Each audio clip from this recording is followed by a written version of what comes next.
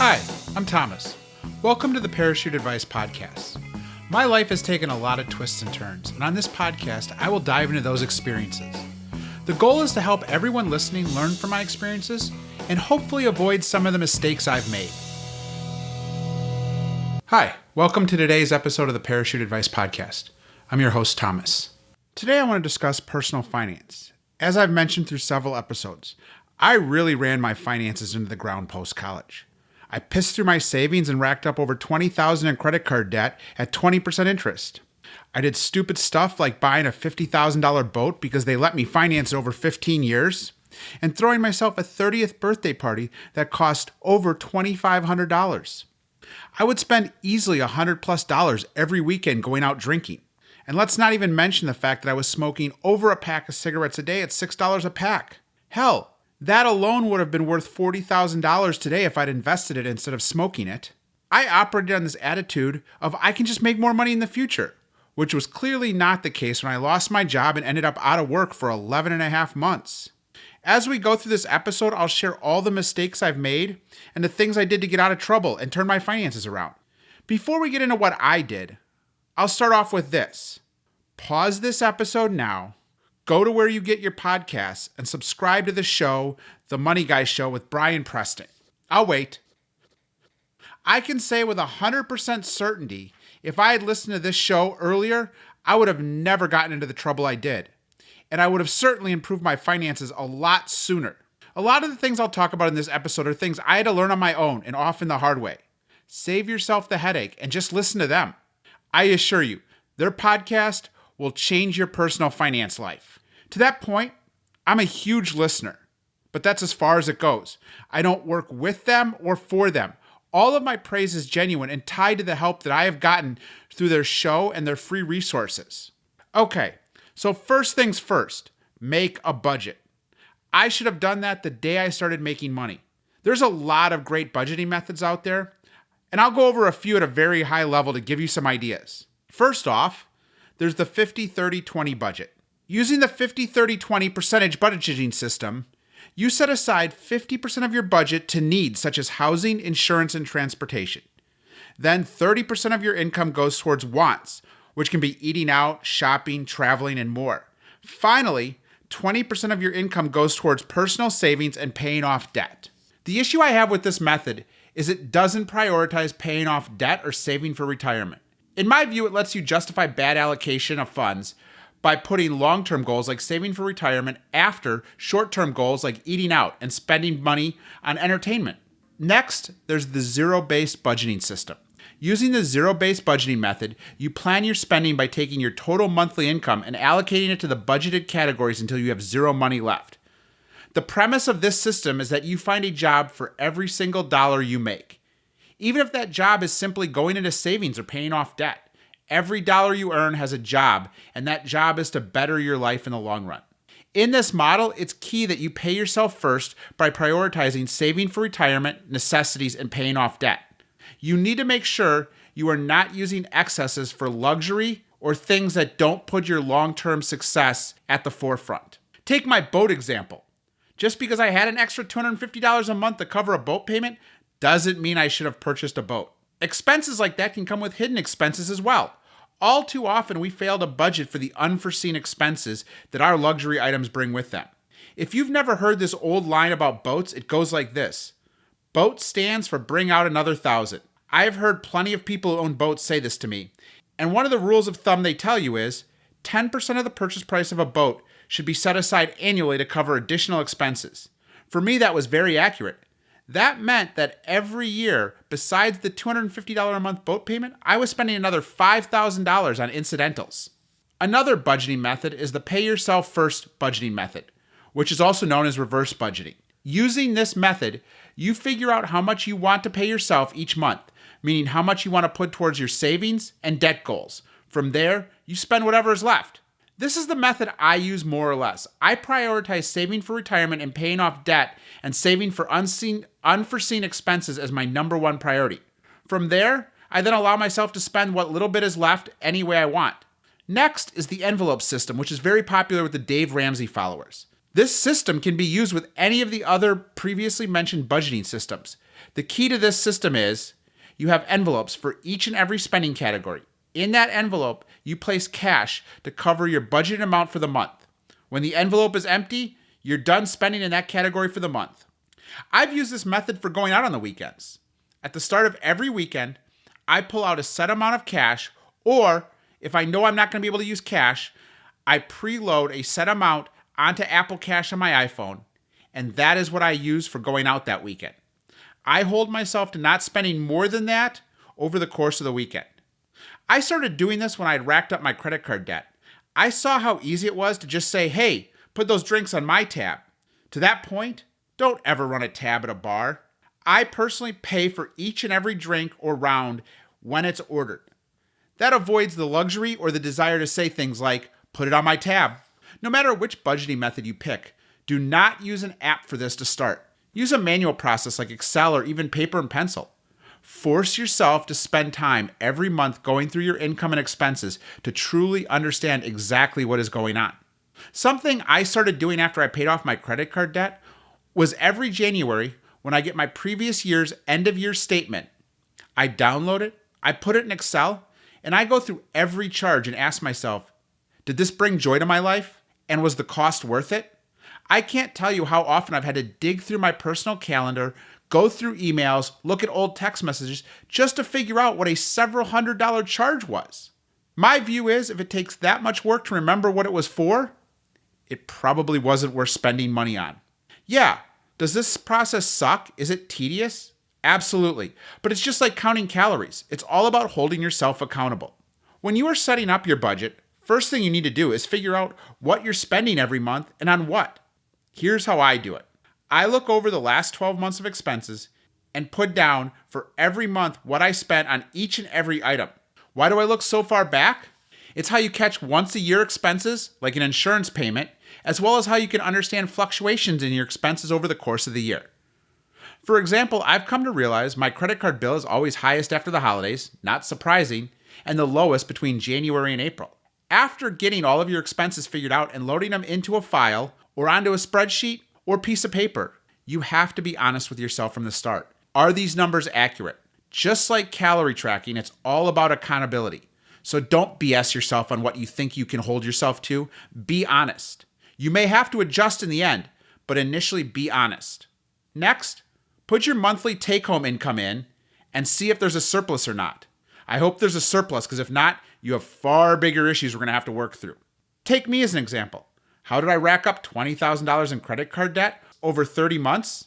Easy. I didn't have a surplus in income. Next, once you have this information set up in your Excel file, make your budget for the next 12 months.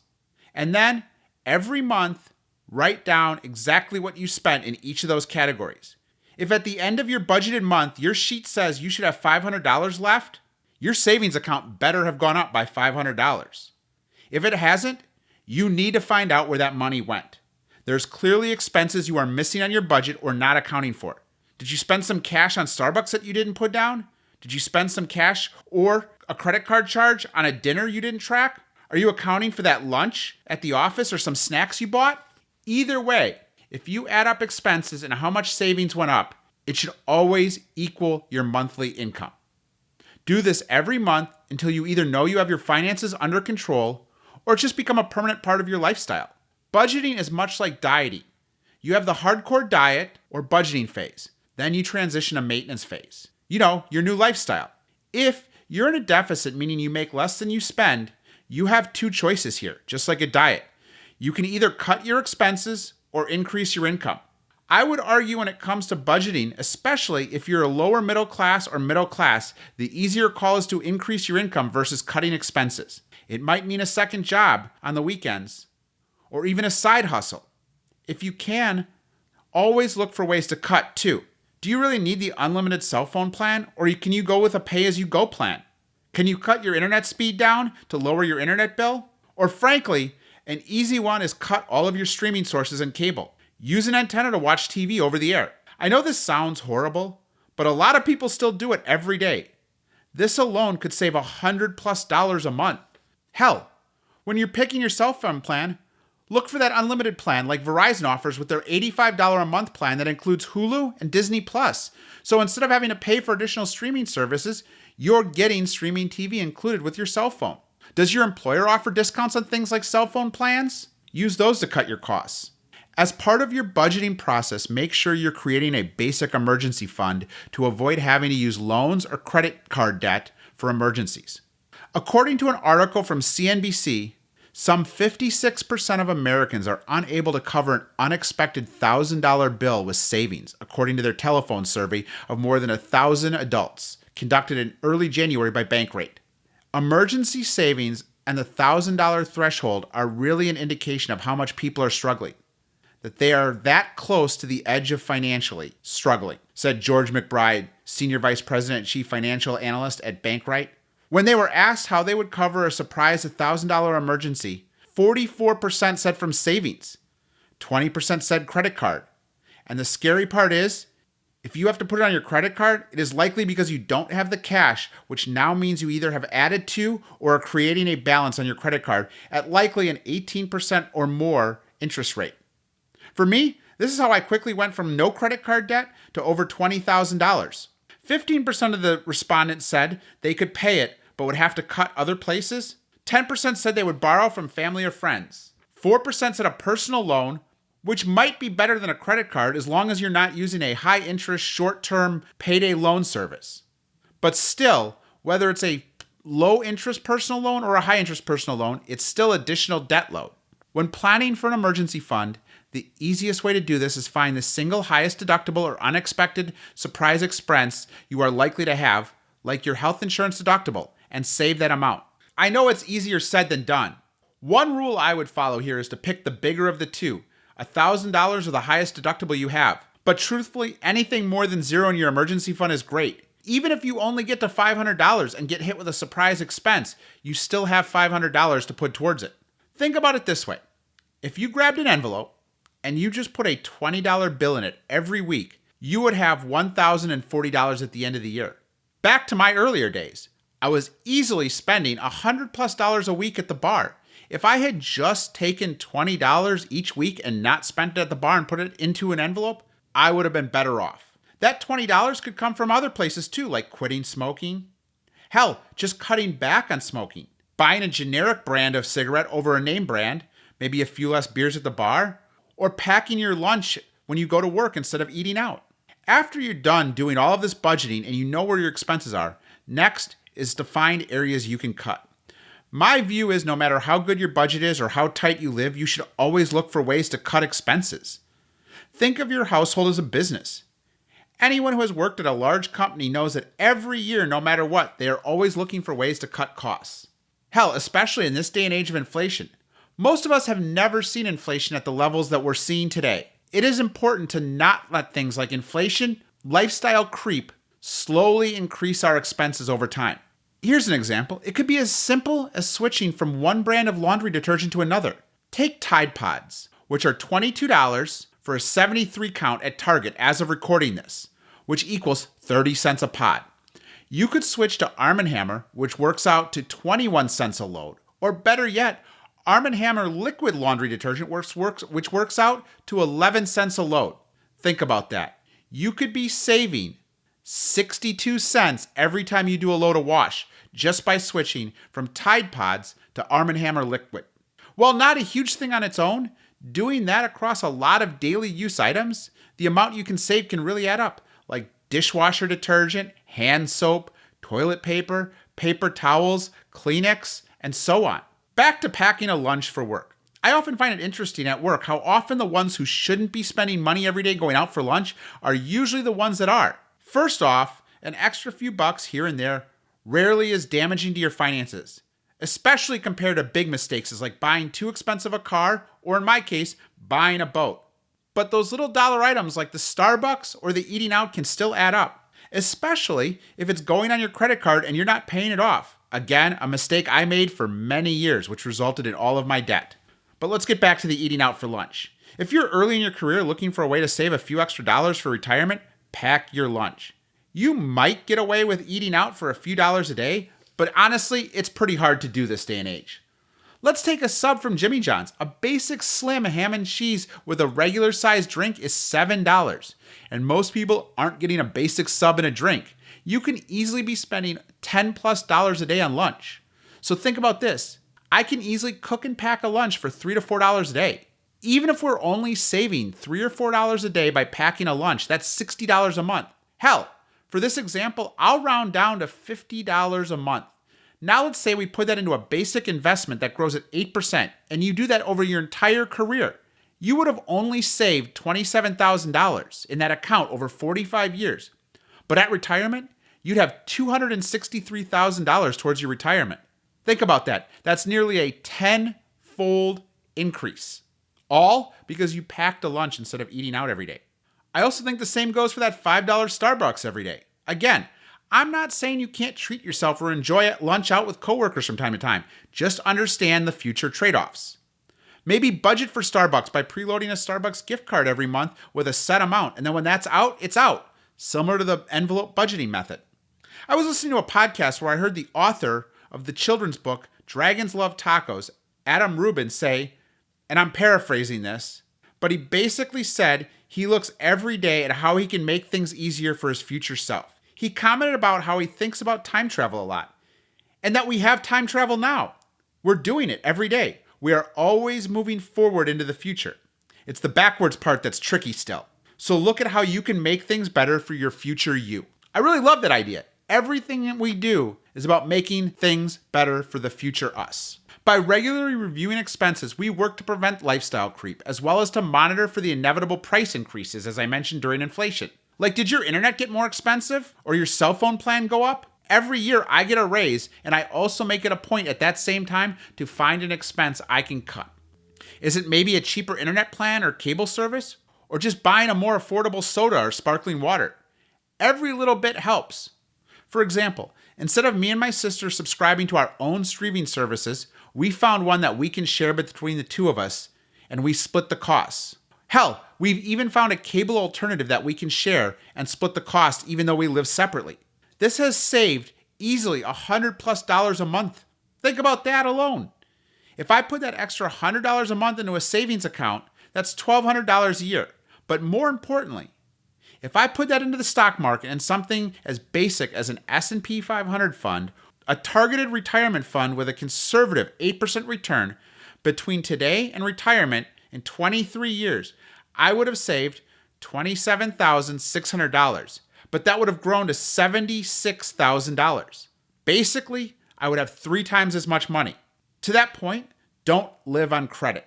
You're paying that interest to somebody else. All right, let's discuss a little bit more detail on debt. There are 2 main types of debt, revolving and non-revolving, and both of these can be either secured or unsecured.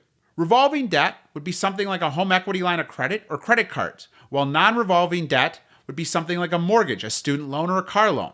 Secured debt has an asset that the lender can take if you stop making payments, like a car or home, while unsecured debt is not tied to an asset, but you instead, meaning you are responsible, but not by giving back an asset, but instead being forced to pay them back, whether it's through wage garnishments or debt collections.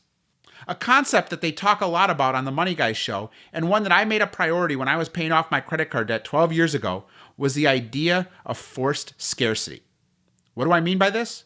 Well, I use direct deposit, and I only have about 75% of my monthly expenses deposited into my checking account. The rest of my income goes into a savings account so that every month when I'm paying bills, I have to manually transfer money over to finish paying bills. If your employer only allows direct deposit to one account, then have it all go into savings so that you have to manually transfer every month the money over to a checking account to pay your bills. I also still use cash or cash alternatives to pay for most things when I'm out doing leisure activities like the bar or dinner. In this day and age of COVID, more places obviously are cash free. So like I mentioned earlier, I'll preload Apple Cash on my iPhone with a set amount and use that to pay bills or pay back friends. I find that having those extra steps makes it far harder to overspend. To this point, if you have credit card debt, pay it off immediately. This needs to be your number one priority. After I had lost my job and gotten back to work, I made paying off my credit card debt my number one priority. I was able to pay off my credit card debt in less than 30 months and at the same time, save up an emergency fund that covered 6 months of living expenses. Was it hard? Hell yeah, it was. I was forcing myself to live on less than 50% of my take-home pay. According to NerdWallet, the average American carries $6,000 in credit card or revolving debt and will pay interest charges of over $1,029 on average each year. Think about that. Your interest payments each year are equal to what your emergency fund should be at a minimum. Get rid of credit card debt immediately. Next, you need to prioritize saving. To this day, I hold my savings rate as high as possible. Currently, I save 32% of my annual income between retirement accounts and after-tax investments and savings for emergency funds. Hell, I bought a 1932 house a few years ago after saving to cover the down payment and the cost of moving so that nothing would have to go on a credit card. I knew going in, I would likely need to upgrade my furnace and AC, as well as the home would likely need a new roof. So I saved so that I can pay cash for both of those items. Is it hard? Yes, I've had to be tight with my money, but it's worth it. Second, while saving all that money for house expenses, I also made sure to have a second emergency fund that covers 6 months of living expenses in the event that I lose my job. I keep these separate so that I never have to panic if one of the two negatives happens, whether it's a major home expense or the loss of a job. Ultimately, I actually went through my house, looked at everything that could fail, and saved to cover those expenses.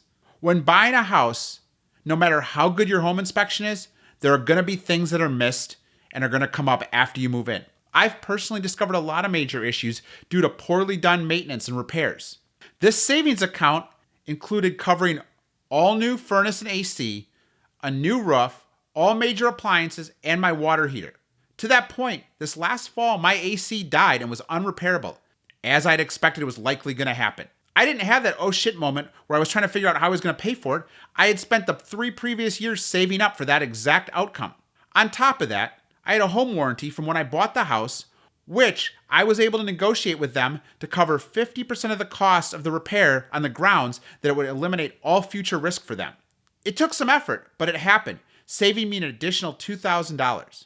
While I personally would have never purchased a home warranty, the seller included one, and after the first year of using it, it had paid for itself, so I renewed it.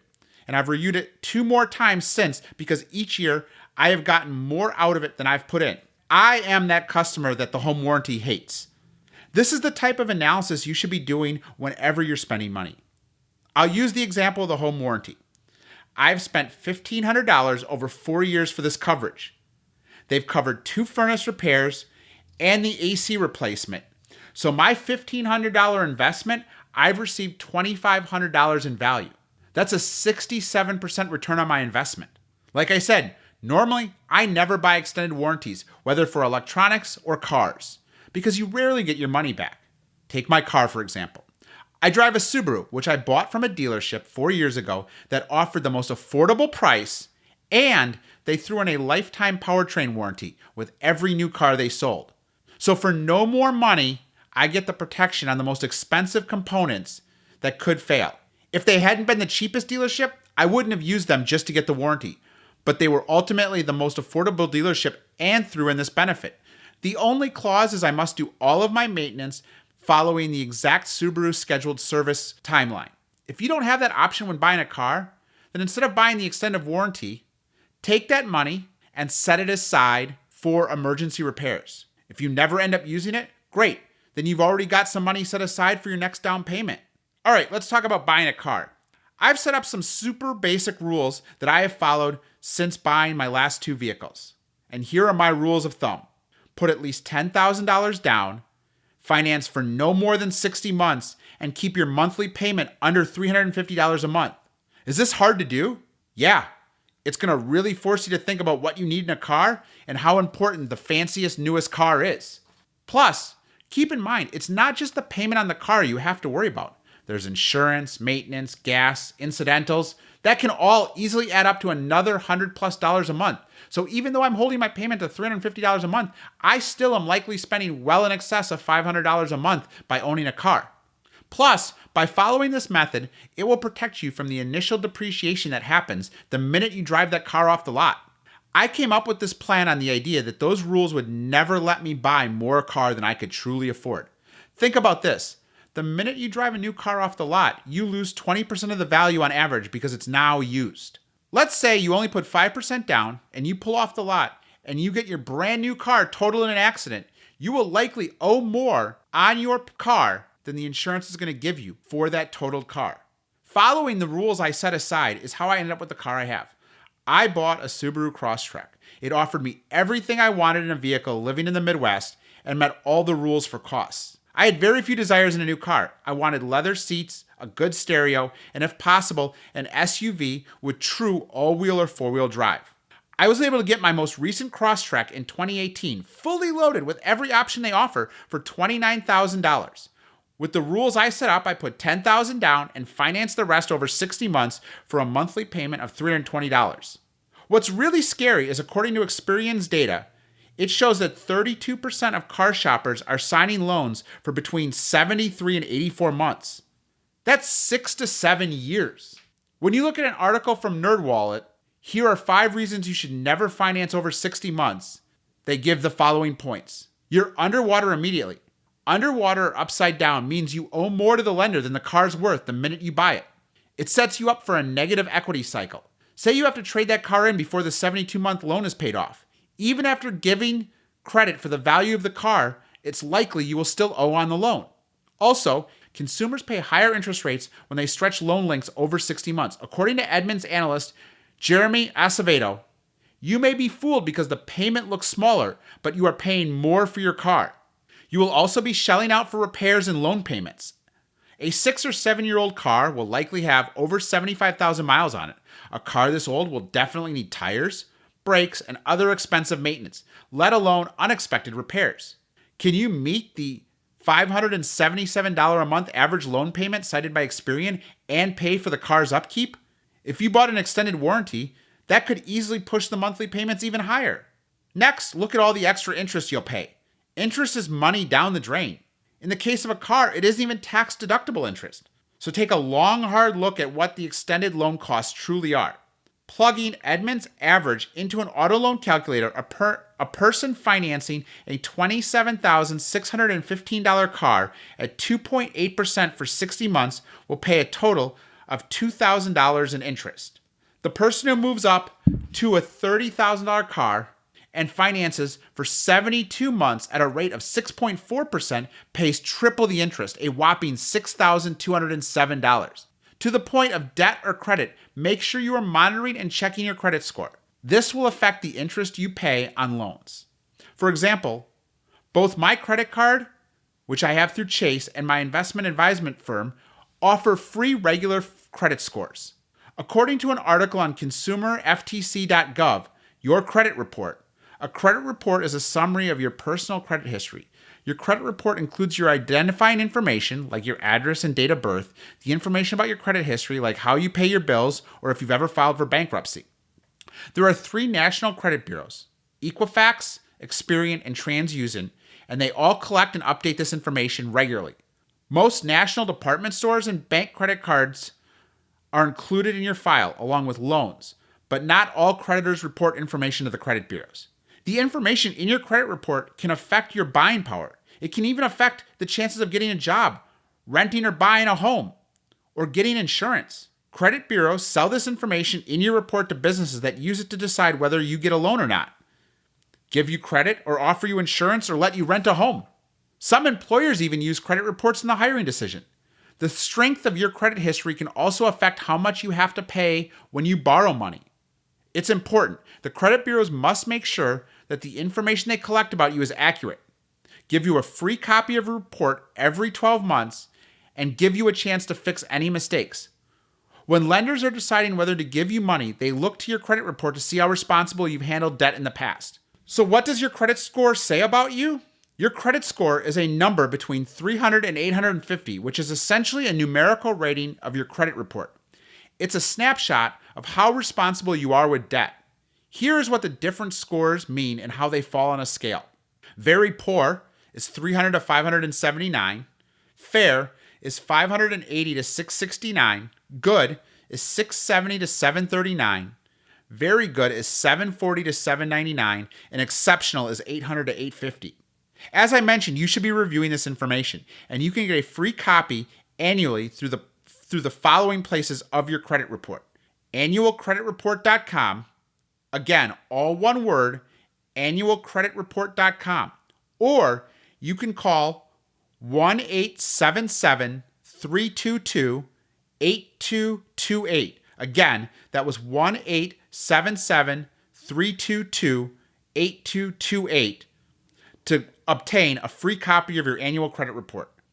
For more information on your credit report, you can go to consumer.ftc.gov. Next, and the last thing I want to cover before we end today's episode, is a net worth statement. Think of this as a health check of your personal finances. In the simplest terms, if it's not a positive number and growing, you have an overall serious issue. If it's zero or negative, well, then you have a crisis on your hands. Again, this is something I didn't start doing until listening to the Money Guys show. But God, am I glad I started doing it. The minute I saw where things stood in a clear and concise report, it motivated me to push my savings amount even higher and pay off debt as fast as possible, like my car and my remaining student loan debt. In basic terms, your net worth is all of your assets minus your debt. Let's start with a simple example. Take your home with a mortgage. It would work like this. If your home's value is $200,000 and you have a mortgage for $150,000, that means the net worth of your home is $50,000. You don't have a net worth of $200,000 in your home because you owe $150,000 to the bank. Or let's say all of your cash and assets, including home and savings, adds up to $300,000, and you have a mortgage for $150,000 on your home and a car loan for $20,000. Your net worth is $130,000. One important thing is to not overvalue assets like your home or your car. For my home, I keep it at what I paid no matter how much the market has gone up. For my car, I set it at 80% of the purchase price year one and then reduce it each year till it's valued at less than 50% at year 4. I will then keep reducing the value of my car a few $1,000s each year until it reaches zero. Remember, your car is a use asset. It's not an investment. I personally update my net worth twice a year and track changes. I do this at the end of December and the end of June. But at the very least, you should be doing this at least once a year at the end of the year. Let me use myself as an example on why the net worth statement can be so motivational. Since starting to track my net worth, my income has only increased 8%, while my net worth has gone up 120%. Yes, a major portion of that was the stock market. But going back through the historical information, I've estimated that roughly 40% of my net worth has increased strictly by saving more money and paying down debt. As I've mentioned several times, to be successful in your health, you need a holistic approach. You have to take care of your mental and financial health as much as your physical health. Imagine how difficult it is to manage through weight loss if on top of that, you're wondering how you'll pay your bills or what your retirement will be like. I hope this information I've shared today helps you in your financial journey. No matter what, the best day to start improving any aspect of your life is always today. So don't wait any longer. Take control of your personal finances and in turn, your mental and physical health. Thank you for listening. Please join me again for future episodes. You can contact me at parachuteadvicepodcast@gmail.com. Again, that's all one word, parachuteadvicepodcast@gmail.com. You can also follow me on Instagram at parachuteadvice. Again, thank you for listening, and please like and subscribe wherever you get your podcasts.